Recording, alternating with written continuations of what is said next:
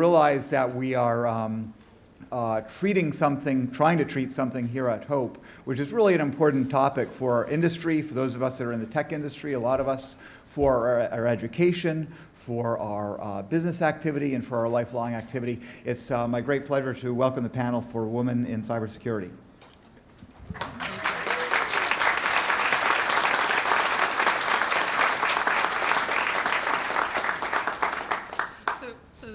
Thank you very much.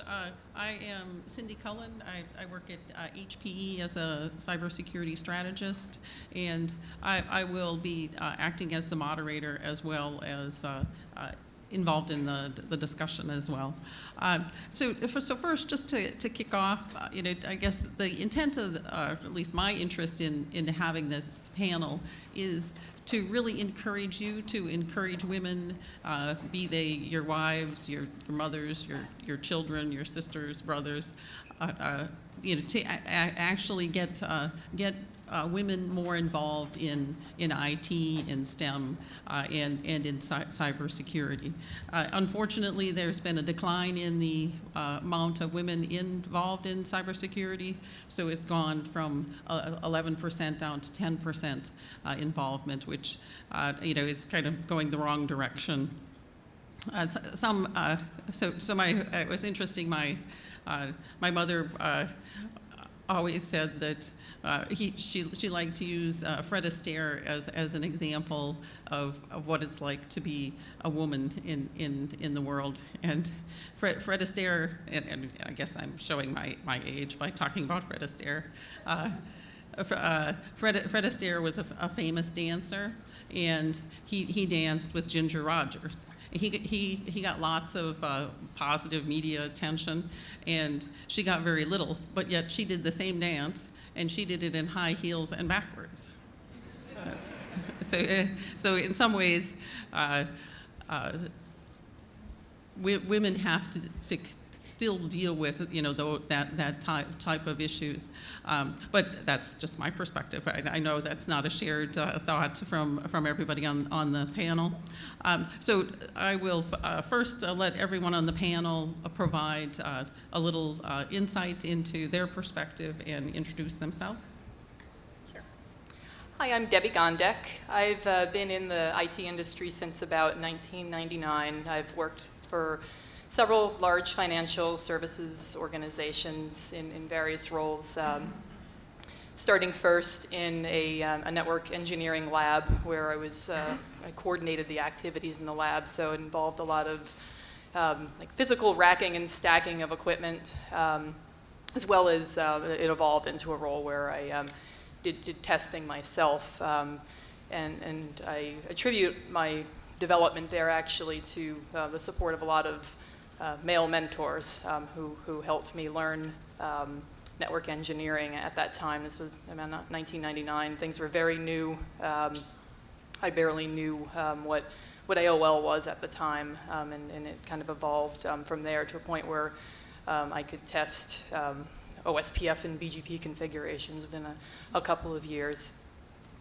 That led to a role in information security. I found that I really liked trying to break things. In this engineering lab, one goal was to design new technology, but also not design new technology, but to design how we would use new technology within the company, but also to identify where it might break and mitigate that early.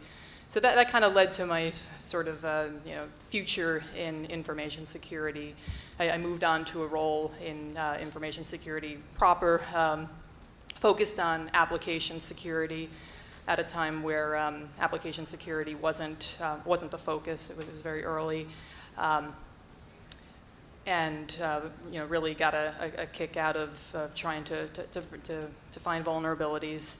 Moved on to a new organization where I helped found an ethical hacking organization within the bank to test applications within the development life cycle. Did that for several years, and was participated in several mobile development, security development projects. and then moved on to what's my current role in operational risk management, where although I'm not directly involved in cybersecurity, my role is more of a governance role. So, overseeing the information security processes and activities within a different bank.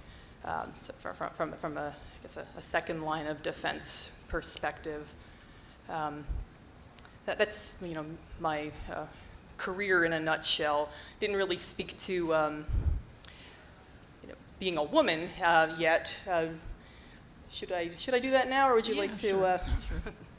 So, I don't feel as though I've nothing overt has ever happened to me to either advance or I guess stop my career. Although very early on, I was in, as I mentioned before, in this lab where I spent a lot of time with a lifting heavy equipment and using a drill to screw it into racks and receiving shipments and things like that. And I thought I should wear a skirt at the time, because that was what women did.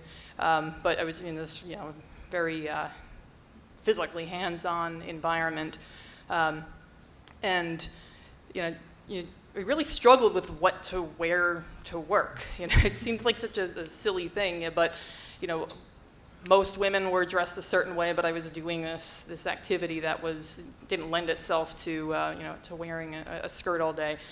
So that was kind of the first moment that I realized, oh, I'm a woman here, and not everybody is. I'm different somehow.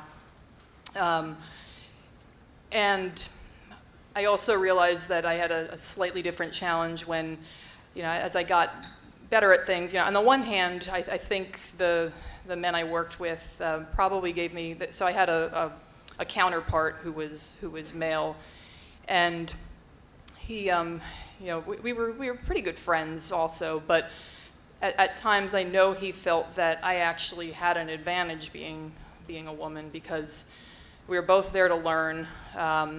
But I then paid more attention to me trying to teach me. It was this almost an academic environment where it was a lab, so you had people who just loved technology and loved sharing their knowledge, but they also, I think, preferred sharing their knowledge with the girl over the guy.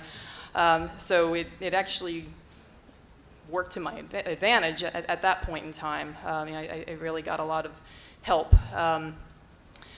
But at a certain point, I also felt like my career wasn't going to progress. I kind of was this sort of, isn't she cute? Oh, look at her, look at her test the switch. Look at her test the firewall. I don't know. It just felt, I felt cute. I felt like somebody's daughter or somebody's niece. I didn't feel like somebody's peer, or I couldn't imagine being perceived as a peer or even a manager of the people I was working around. So it had its advantages, but it also had its limitations.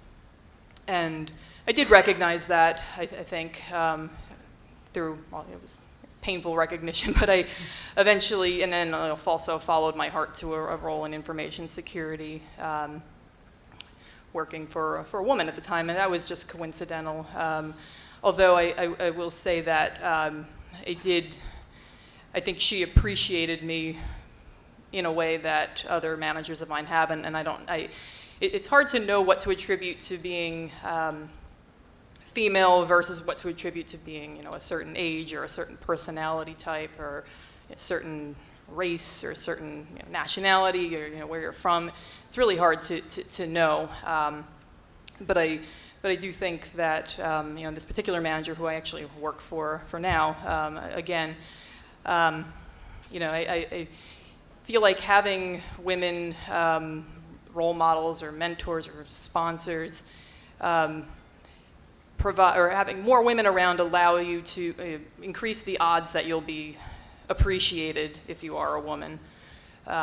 Just because women do have shared experiences that men don't have, and I'm sure men have shared experiences that women don't have, but I think it increases the chances of being appreciated, and I think we all want to be appreciated for what we do, whether it's financially or in terms of promotions or just in terms of being given challenging assignments. So I've had more success with that, I think, with some of my female managers. I think I'll probably stop for now. I'm sure I'll jump in later, but I'm going to give somebody else a chance.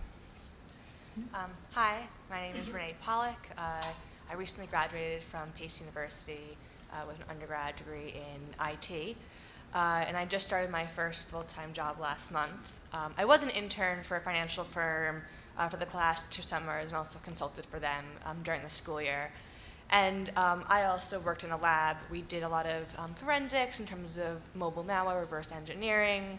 We looked at cellular networks and even just like general systems and application security and tried to break that. I kind of always loved information security. I'm kind of a geek at heart. I love puzzles, I love questions and playing with things. So this field really fed that curiosity in me. But in the lab, I was the only female, and in many of my classes, I was one of the only females. And I never felt any discrimination or any kind of differences. If anything, I felt that people really just cared about your technical skills and your experiences, and if they felt that you had the answer to the homework assignment, or if you could break something or build something, that they would go to you. And so I felt like a lot of my male colleagues and peers would actually come to me and say, "Hey, Renee, can you help me out?" And it wasn't due to anything else other than just like experience or the way I thought of something. Maybe the only difference is that I think women sometimes think differently or approach a problem slightly differently, which allows us to kind of give a new angle to a dilemma. But I've been very lucky, and I'm working both in academia and in financial services, and have really fantastic colleagues, bosses, mentors, all who really kind of encouraged my curiosity and really kind of pushed the technical side and didn't really care about anything else, which I really appreciated and hope I continue to experience that when I move forward. Hi, I'm Morgan Strobel. I work for a large consulting firm here in Manhattan. I am in the technology risk group, and I focus on security and privacy. I had a little bit of a different story. I actually went to school for economics and business, and my first job out of college wasn't the greatest experience. I was bored with what I was doing, and I was at a small boutique consulting firm, and along came a gentleman who started contracting to do some of the security work at the firm. And since he was always in the office and he was always playing with cool gadgets and tools and stuff, I kind of asked him to show me some stuff. And he showed me all sorts of hacking tools and all sorts of crazy things, and I kind of developed a passion for it, and he started taking me to a bunch of security conferences and really pushed me to learn more, read a lot of books. He met me after work numerous days a week and on weekends just to train me, to get me to be able to apply for a job in information security. He happens to be in the room right over there.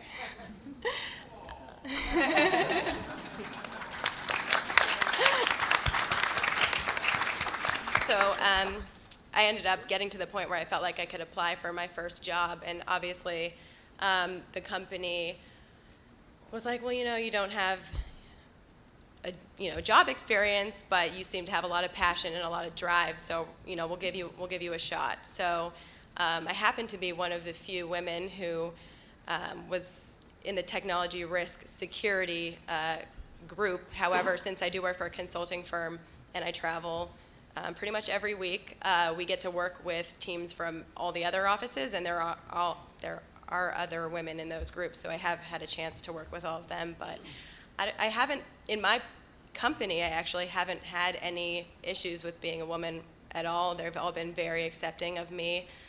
They've all helped me in so many ways. I think the only time there were ever issues was just, I guess,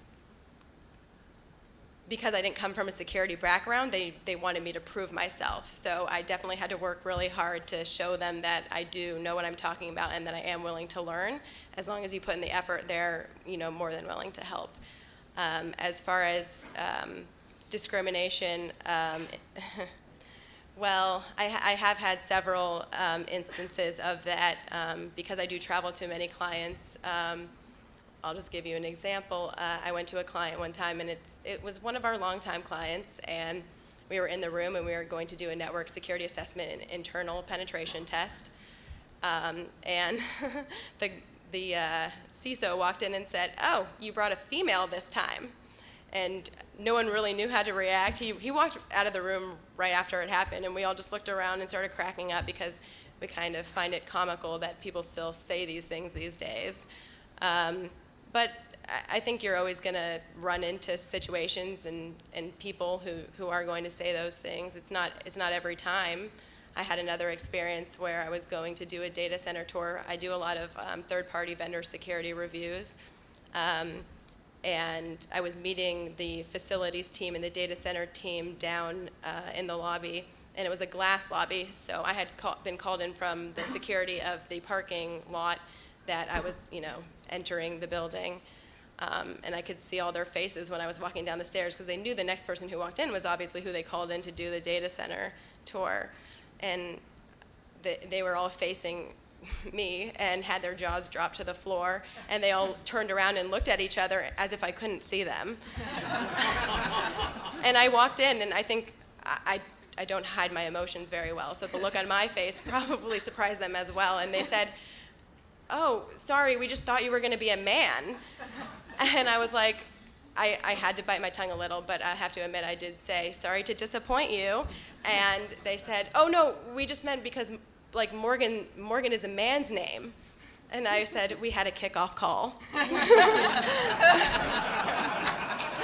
But so those are, honestly, those are the only two times that I've ever really felt it. I'm sure I've been oblivious to other little things here and there, but those are the two times that really stuck out.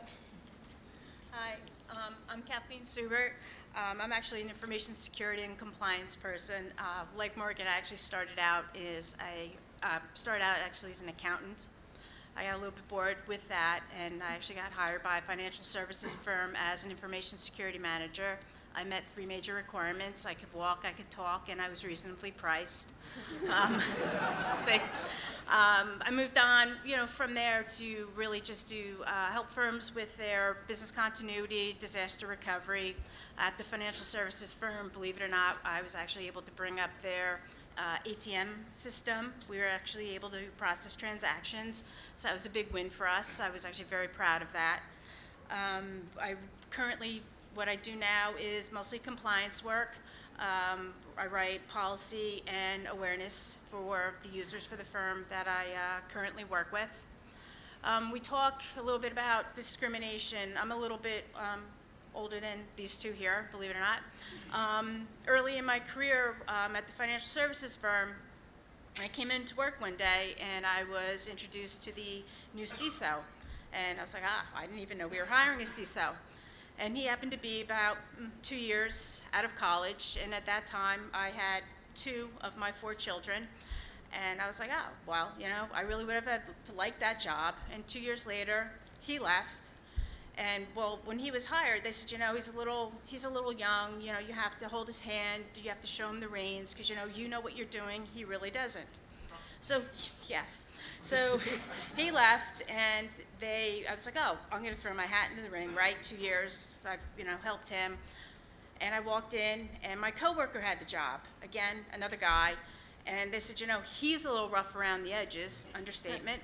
And can you hold his hand? Can you help him along and show him the reins? And I was like, hell no. And I hung out for a while, got my year-end bonus, got my stock awards, exercised my stock options, and I moved on. The gentleman who got the job, still a nice guy, gave me a reference when I was moving on. No qualms about that. But that really bothered me, and I really didn't think it was fair. Where I am now, I have a team of 16 people. 3 of us are women. They are very supportive. I have no problems with them. It's the people outside of the group that I work with. Sometimes I feel like when I'm coming what's the word you guys use sometimes, findings, or things that they don't want to hear from me. I have to prove myself. I have to prove that I have the knowledge to say what I have to say, because I'm a woman and they may not think I know what I'm talking about. I guess that's it. We can talk a little bit more. You want to go? You go. Well, so actually, I thought Deb brought up actually an excellent point, which is that there are some times in which it is a big advantage to be a woman. So one of my first roles was actually doing assessments of both physical and IT, and so we would. At that time, I worked in the telecom industry, so we would go around to knocks, and especially in the South, these are supposed to be super secure facilities, and I would walk up to the door. Somebody would hold the first door open. It was a man trap. Somebody would open the second door for me. So sometimes there are great advantages, and even Kevin Mitnick understood that. He hired hookers.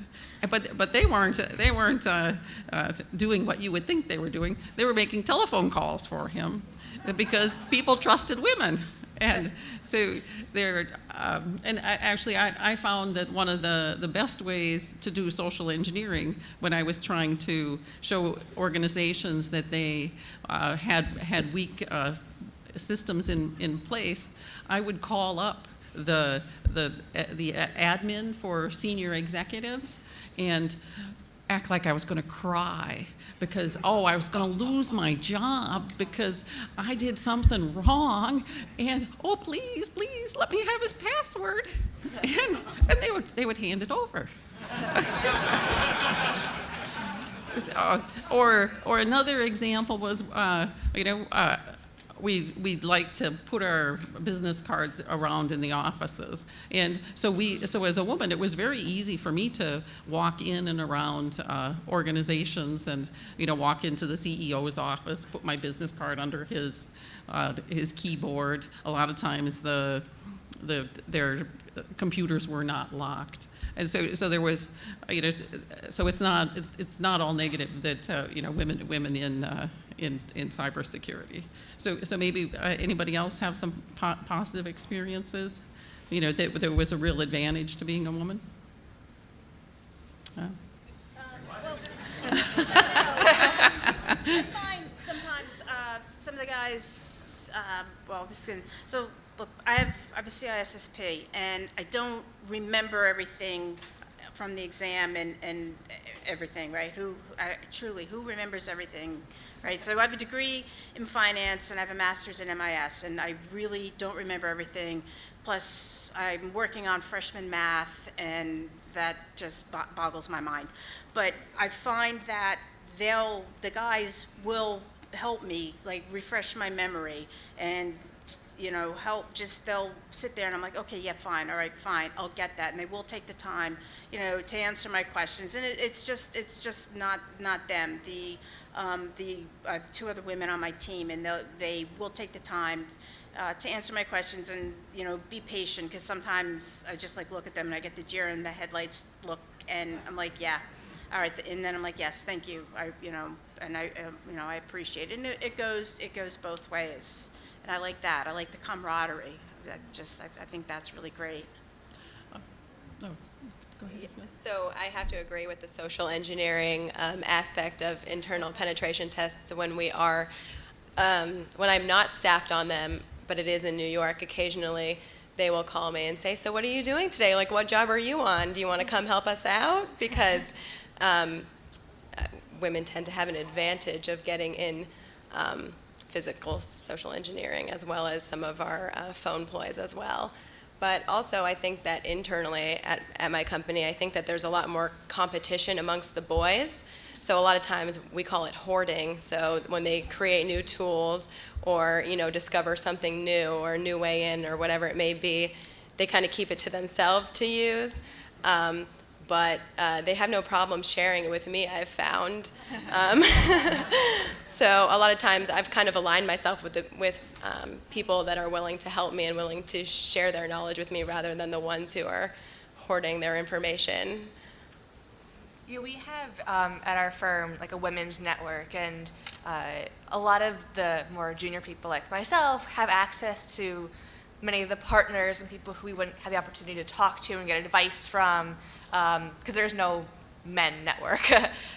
So they have these like functions, I don't know, fairly frequently, and they pretty much say, ask us a question or just go out and do a wine tasting and just kind of enjoy that other advice and recommendations and just experiences from women who otherwise we wouldn't have the opportunity to talk to. So I found that really, really helpful. Another advantage, I think, having been, the only female in the room so often in my life, even before I was in IT, I studied philosophy and math, and it was the same thing. I was always the only woman, it seems. You kind of get used to being the outsider, in a sense. And I think the advantage of that position is it lends itself to being, naturally having an independent perspective on things. And there are certain roles in information security or risk in general where being independently minded is an advantage. Because a lot of times you're tasked with looking at something that's, we've been doing this forever, but your job is to find the vulnerability in what's, in an established process, to pick out problems and to find the flaws in what, the establishment has been doing. So I think that, at least for myself and, perhaps a lot of other women or, other people who have kind of been outsiders in their environments, may have sort of naturally developed this skill or refined the skills around independent thinking. Okay, thanks. So now we'll move on to the work-life balance and having, how to manage having a family. So when I had children, I basically put them in daycare from almost day one. Well, actually 6 weeks, and. Some people tried to do a guilt trip that, what are you doing? And my attitude was, hey, they're better off in daycare than spending 24 hours a day with me. They'll just get to be too neurotic. So for me, it was never an issue because I could have cared less what other people were thinking. So I guess, would you like to address your perception of work-life balance? Anyone can take it? Sure. So I have a 4-year-old and a 1-year-old. So in the last couple of years, I've been onslaught with work-life balance, new challenges on work-life balance. I guess I've always had the work-life balance challenge even before kids, because I always wanted to do something outside of work. But most recently, it's been the how to raise kids challenge, and like Cindy, I had no qualms about sending my kids to daycare, and people do. They're always like, oh, I'm sorry, your kids are in daycare. I'm like, are you kidding? There was no question. But I did worry. I had kids later than a lot of people do. In part because of fear of the impact on my career. But it's actually, in many ways turned out to be a positive thing. They reached a point where I felt like, the farther along I got in my career, the more the women, and men too, that I interacted with had kids. And so there was this club that I couldn't participate in because I couldn't talk about my kids. It felt like I needed to have kids to kind of, keep up with the Joneses. It wasn't about talking about your car anymore. It was about talking about your kids. That's not why I had kids, but it certainly, it actually, I think, helped my career in that respect. Made it easier to relate to a lot of people. At the same token, the reality is, you're much more, for less time. I have to leave the office earlier than I would like sometimes, and I just have to cut corners in whether it's not always work that I'm cutting the corner in. It's shaving off things in different aspects of life. I happen to have had supportive companies for both of my children. In fact, the job I'm in now, I got a new job that was also a promotion while I was 5 months pregnant. So it can be done.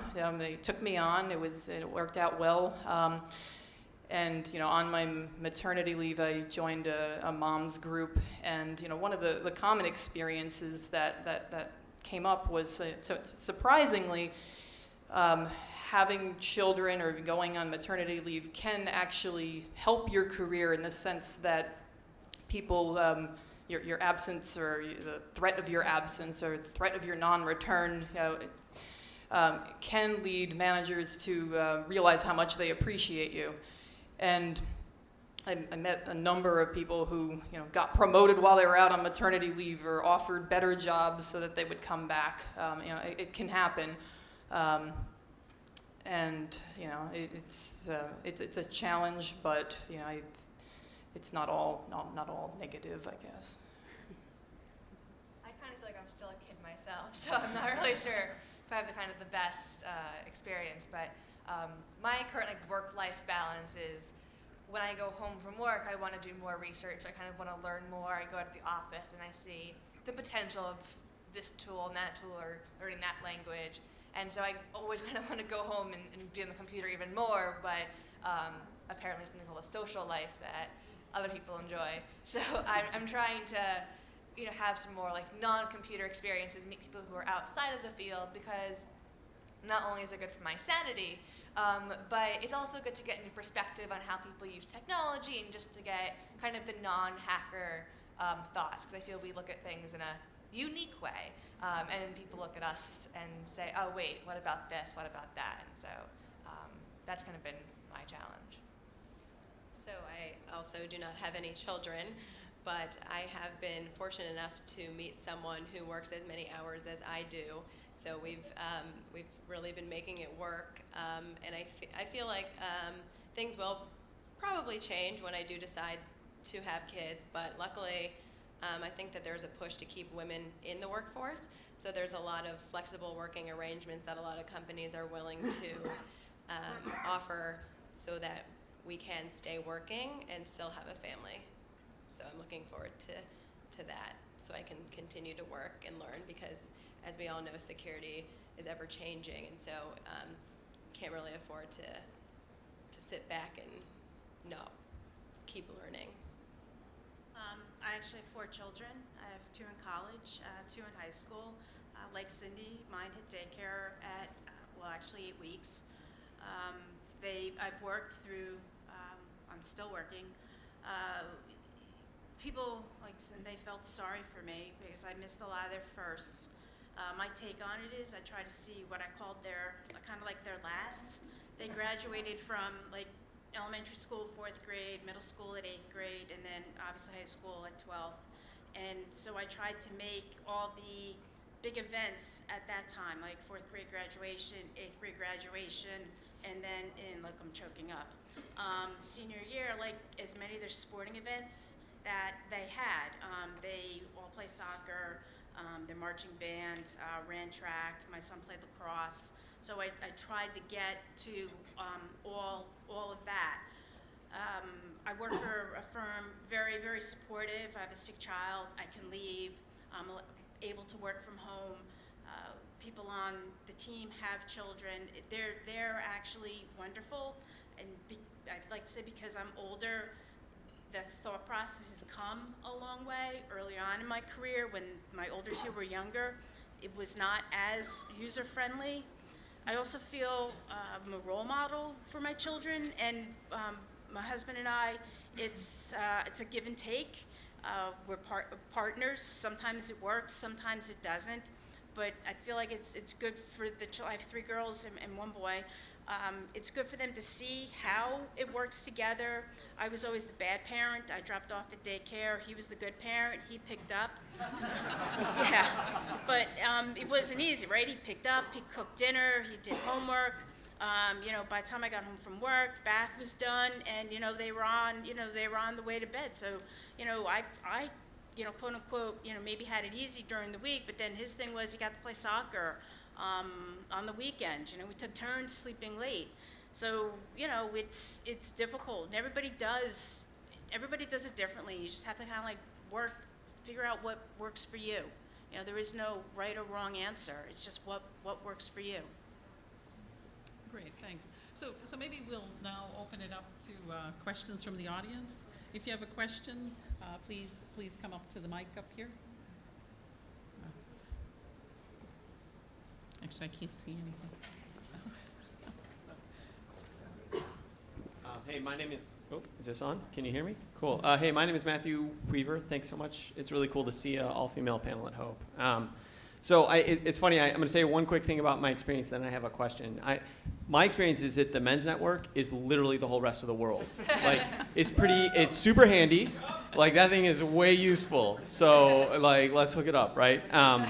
My question is, so one of the superpowers I have from my experience is probably maybe different than yours, is that I can say anything to anyone. I have been in a lot of rooms with a lot of old white dudes who make bad decisions because there's a homogenous perspective in that room, right? Like, that is what is causing a lot of stuff to not work. What is the most useful thing that I can do with that voice to be helpful to you? Thanks. I'm going to sit back down and get out of the way.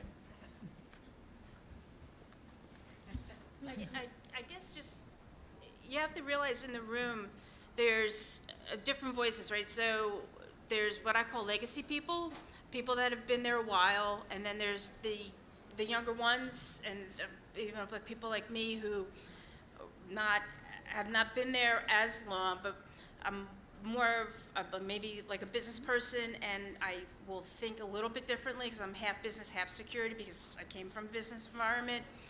And like Morgan and Renee said, they have a different take on things. It just maybe not listen, what is it? You listen but hear what we have to say.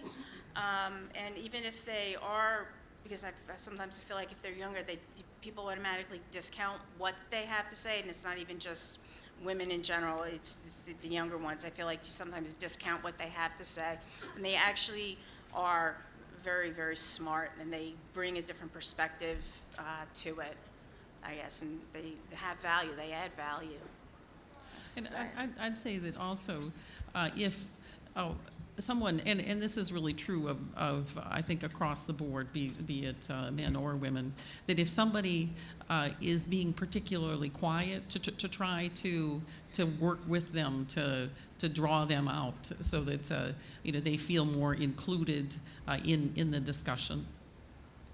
Yeah, or you could also request, sometimes, and I know for me, I need to kind of get comfortable with my surroundings. So I might not say something the first or the second or the third meeting with a group of people, but maybe by the fourth meeting I will, or maybe if there's a document to review, I'll respond written to start, to kind of get a feel for the crowd I'm dealing with. So I'd say just give folks a chance, invite them a second or third time, and invite feedback in different formats. I think also a lot of our communication and a lot of our ideas come from non-meeting settings. So when you go out to, thank you. Wow. Thanks. So when you guys all go out for drinks after work, invite everybody. We have similar interests than you. We're not, completely different people. And so we can talk about things in a more casual environment, and sometimes we can have some great ideas in that way too. Hi. Yes. Hey, first of all, thank you. That was really awesome and inspirational, all of you. Do you ever feel like you're tokenized or asked to unfairly represent something on behalf of all women, maybe even at the expense of your own personal experience or just in general, that sort of thing? Yeah, I'm always hesitant to sign up for women in security anything. There was actually an article on Hacker News not that long ago saying why I will never do a women in security talk.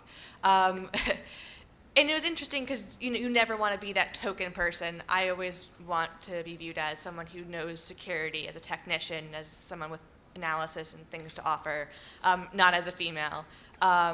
but I also feel that women kind of need to come together, and we can kind of be more powerful together. And so there's that kind of lack of voice, and so someone has to do it, and hopefully we won't be tokenized, but there's always that risk, and I think we all try to avoid that as well. I have to agree with Renee. I'm always hesitant as well. However, I guess without us doing things like this, it's not going to attract a lot of women to join us. Because I think that the thought of being in IT or in security never really crossed my mind growing up. I think nowadays it's more so than when I was younger, but I never even thought of that for a second.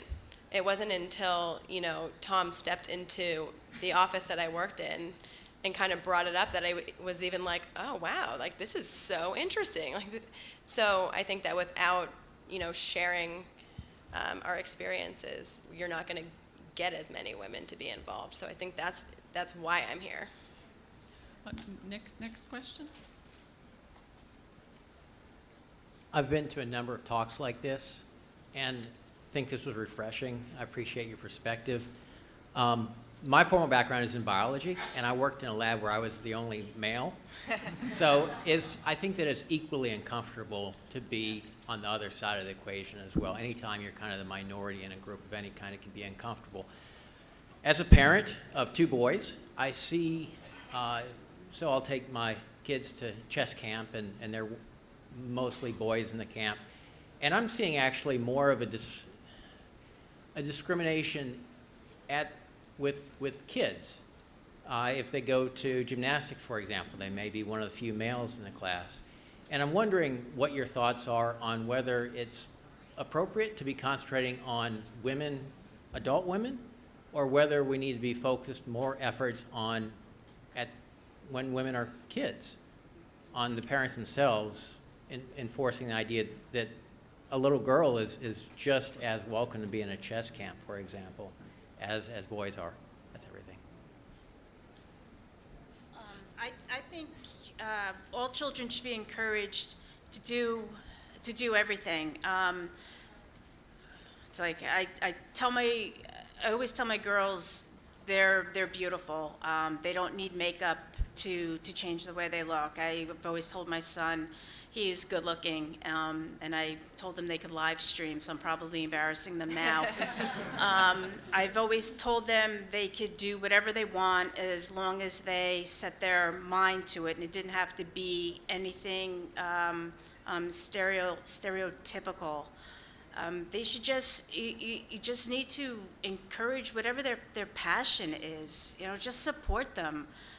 Even if it is something that would be outside of what is, I guess gender specific. I mean, what we do is, I guess, not considered like a woman thing, and we're very passionate about what we do. We love what we do.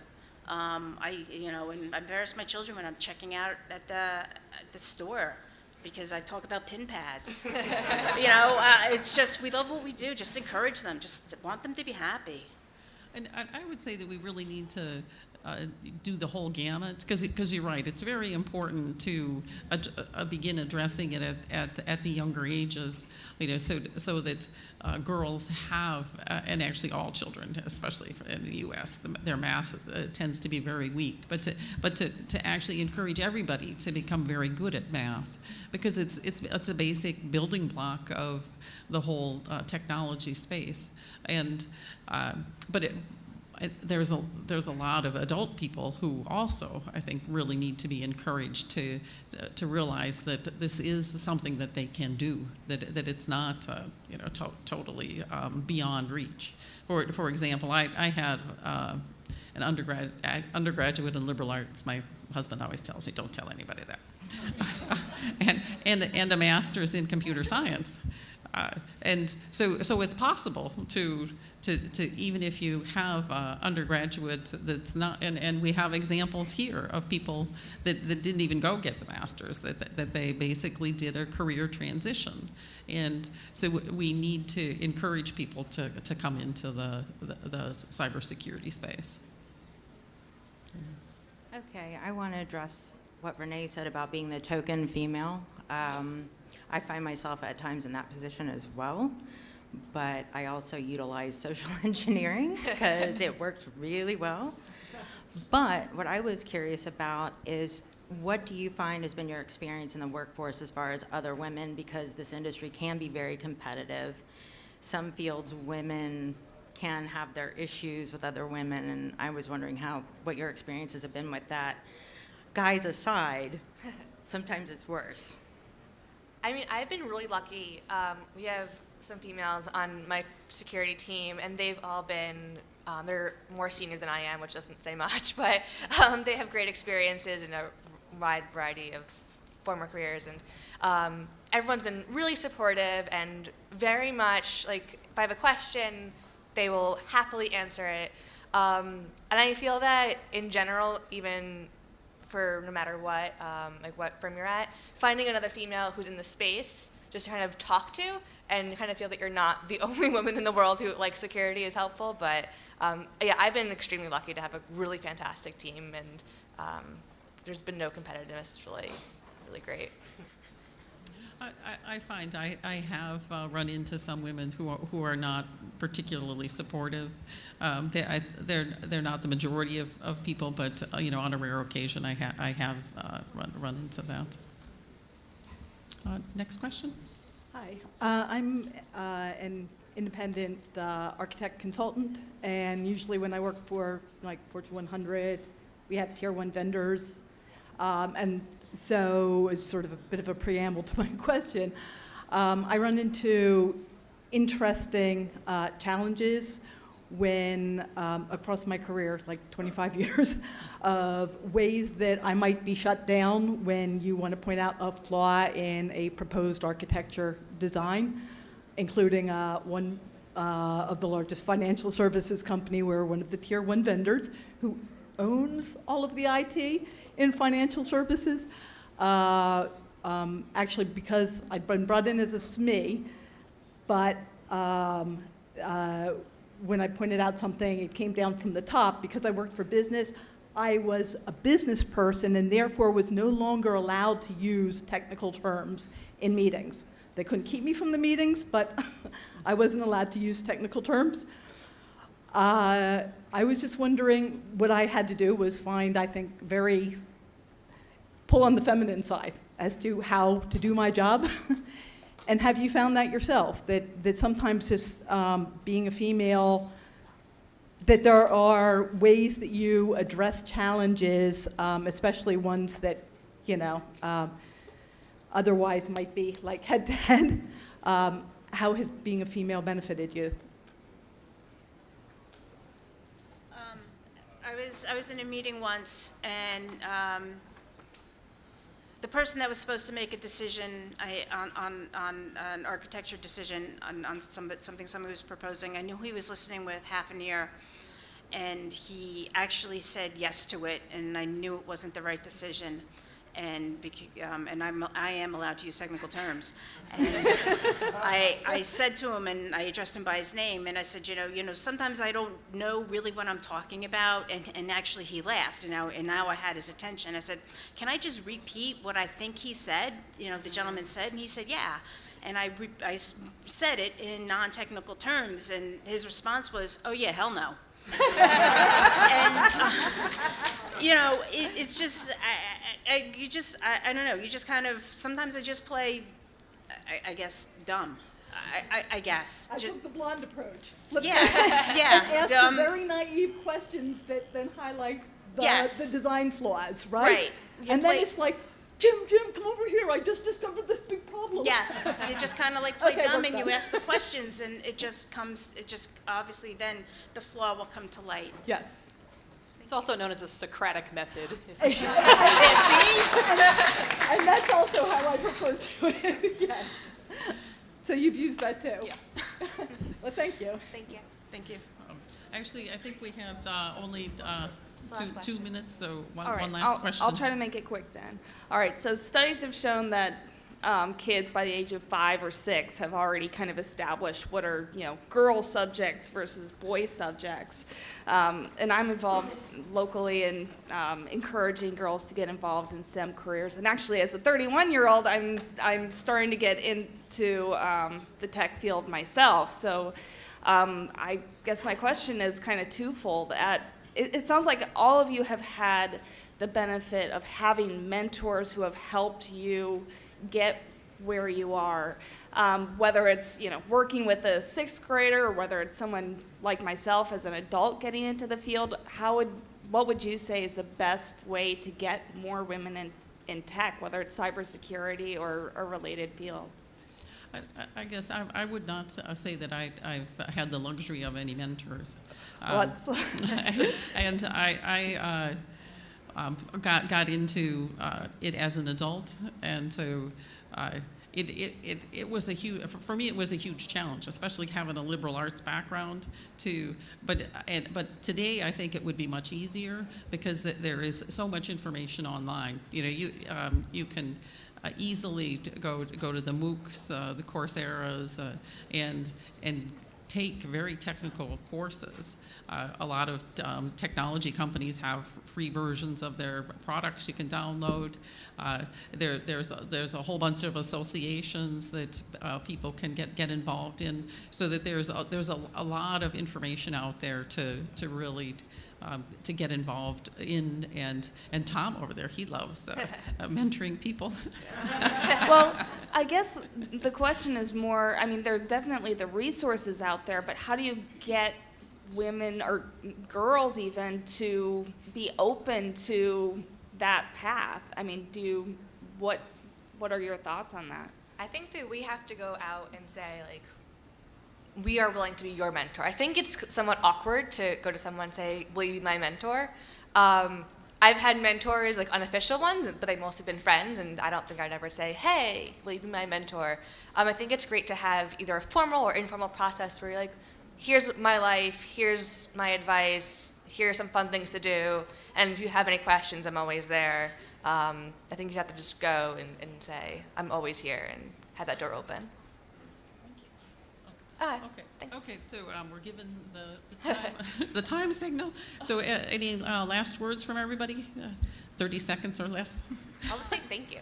I actually just want to quote my father, which says, just to please treat others as you would like to be treated. That's it, and thank you. And thank you very much. Thank you.